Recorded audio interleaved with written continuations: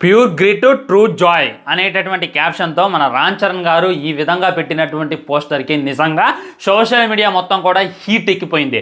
పెద్ది నుండి ఏ విధమైనటువంటి గ్లిమ్స్ రాలేదు, ప్రోమో రాలేదు, సాంగ్ రాలేదు, జస్ట్ జిమ్లో వర్కౌట్ చేస్తూ ఈ విధంగా బిగిన్స్ ఫర్ పెద్ది అనేటటువంటి క్యాప్షన్ ఇచ్చి రామ్ చరణ్ గారు ఈ రోజు తన ఇన్స్టాగ్రామ్లో తన సోషల్ మీడియా అకౌంట్లు అన్నింటిలో ఈ విధమైనటువంటి పెద్ది పోస్టర్ని అయితే పోస్ట్ చేసిన ఫ్రెండ్స్. నిజంగా ఒక్క మొక్కలో చెప్పాలంటే మీకు టైం లైన్ మొత్తం కూడా ఇదే కనబడుతుంది, ట్విట్టర్ మొత్తం కూడా ఇదే కనబడుతుంది, ఇన్స్టాగ్రామ్ రీల్స్లో అయినా వాట్సాప్ స్టేటస్లో కూడా నాకు ఇదే దర్శనం ఇస్తుంది.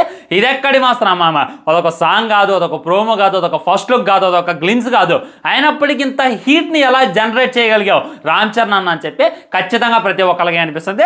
ఈ లుక్ గురించి జాగ్రత్తగా మాట్లాడుకునే ముందు పెద్ది గురించి మాట్లాడదాం. పెద్ది గురించి నేను చెప్తానే ఉన్నా, don't underestimate power of Buchibabu. బుచ్చుబాబుని చాలామంది చాలా చాలా తక్కువ అంచనా వేస్తున్నారు అనమాట.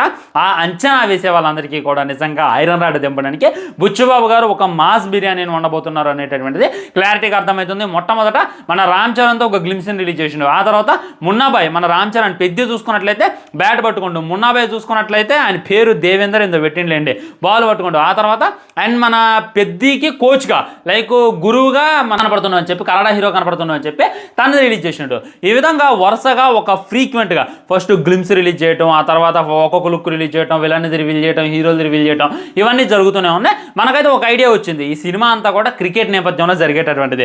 ఒక పీరియాడిక్ టైప్లో ఉంటుంది. పెద్ది ఉంటుంది, వాళ్ళ నాన్నగారు స్టోరీ ఉంటుంది. వాళ్ళ నాన్నగారు చూసుకున్నట్టయితే భయంకరమైనటువంటి క్రికెటర్, తనైతే నేషనల్కి ఆడలేకపోతారు. ఆ తర్వాత తన కొడుకు ఆడాలి అనేటటువంటి ఉద్దేశంతో తన యొక్క జర్నీ స్టార్ట్ చేసినా లేదా, మరి నిజానికి తను నేషనల్కి ఆడిండా లేదా, ఆ ఊరిలో తన యొక్క పరువు నిలబెట్టిండా లేదా అనేటటువంటి. ఇంకా ఎగ్జాంపుల్ చెప్పాలి అని అంటే, ఇది బ్రిటిష్ టైం పీరియడ్లో జరిగేటటువంటి క్రికెట్ అని చెప్పి కూడా చాలామంది మాట్లాడుతున్నారు. అక్కడ షూటింగ్లో మనం చూసేటటువంటి విజువల్స్ ప్రకారంగా వస్తున్నాయి అనమాట. అంటే బ్రిటిషర్స్ ఉంటారు కదా, వాళ్ళే క్రికెట్ని మన ఇండియాకి అయితే పరిచయం చేశారు. కానీ వాళ్ళు చూసుకున్నట్లయితే పందెం పెడతారనమాట. ఈ విధంగా మీరు తిండి గింజలు గెలవాలన్నా, ఈ విధంగా మీ పొలం మీకు కావాలన్నా, మీ బంగారం మీకు కావాలన్నా, మీ మహిళల జోలికి మేము రాకూడదు అన్నా, మీరు మాతో ఆడి క్రికెట్లో గెలవాలి అనేటటువంటి ఛాలెంజ్లు బ్రిటిషర్స్ అయితే చేస్తారంట.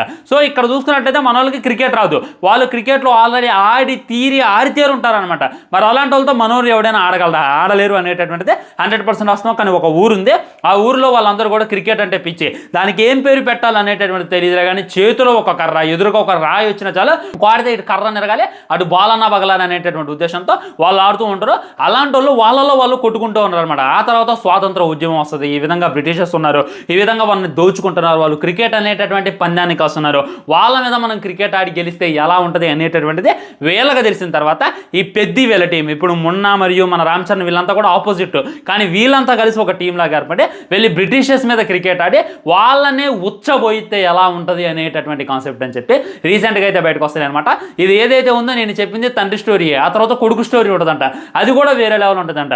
ఒకసారి ఇమాజిన్ చేసుకోండి, ఎదురుగా బ్రిటిషర్స్ బౌలింగ్ చేస్తానంటే, ఇక్కడ మన రామ్ చరణ్ బ్యాటింగ్ చేస్తానంటే ఎలా పడితే థియేటర్లో అరుపులు అనేటటువంటిది అసలు నా ఊహ కూడా అందట్లేదు. ఊహించుకుంటేనే నిజంగా గూస్బంప్స్ వచ్చేస్తాయి. ఇలాంటి కాన్సెప్ట్ అయితే సినిమా నడవబోతుంది. ఆల్రెడీ మనకు చూపించారు ఒకేలాగా బతికేనికి ఒకలాగా ఉండేకి ఏంటి అని. అది ఏదైతే ఉందో వాళ్ళ నాన్నగారి స్టోరీ. ఈ రోజు ఈ లుక్ ఉంది చూసారు, వెనక పిలక పెట్టిండు, మంచి బైసెప్స్ పెంచిండు, ఒక స్టైలిష్ లుక్ లా కనబడుతుంది. ఇది ఏదైతే ఉందో రీసెంట్గా జరిగేటటువంటి స్టోరీ.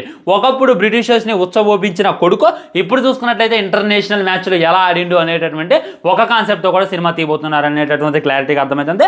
ఆల్రెడీ సగం షెడ్యూల్స్ అయితే కంప్లీట్ అయ్యాయి. పెద్దికి సంబంధించిన ప్రతి ఒక్కటి కూడా కంప్లీట్ చేసేశారు. ఇప్పుడు చూసుకున్నట్లయితే తన కొడుకు యొక్క షూటింగ్ బిగిన్ చేశారు అనేటటువంటిది ఇంకా క్లారిటీగా అర్థమవుతుంది. నేను చెప్తున్నా వినండి, ఖచ్చితంగా పెద్ది అనేటటువంటిది బ్లాక్ బస్టర్ విజయం సాధిస్తుంది, దాంట్లో డౌట్ లేదు. అందులో ఉండేటటువంటి కాన్సెప్ట్ కూడా వేరే లెవెల్ ఉండబోతుంది అని చెప్పి నాకు కూడా అనిపిస్తుంది అనమాట. క్రికెట్ అనేటటువంటిది ఇండియాలో ప్రతి ఒక్కరి ఎమోషన్, ఆ ఎమోషన్ని క్యాచ్ చేసుకొని బుచ్చిబాబు గారు ఆ క్రికెట్ని మన ముందు ఎలా పెడతారు అనేటటువంటిది వెయిట్ చేయడం అయితే నాకైతే ఫుల్ క్యూరియాసిటీ అయితే పెంచింది ఫ్రెండ్స్.